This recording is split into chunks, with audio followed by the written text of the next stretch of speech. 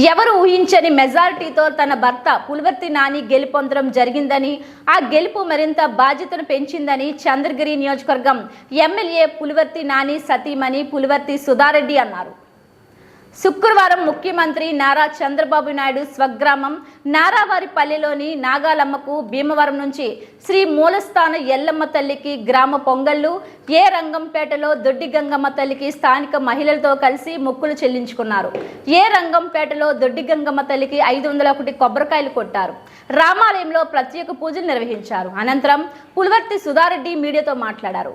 గెలుపు కోసం మొక్కని దేవుళ్ళు లేరు. చంద్రగిరితో పాటు రాష్ట్ర వ్యాప్తంగా తెలుగుదేశం పార్టీ భారీ విజయాన్ని సాధించింది.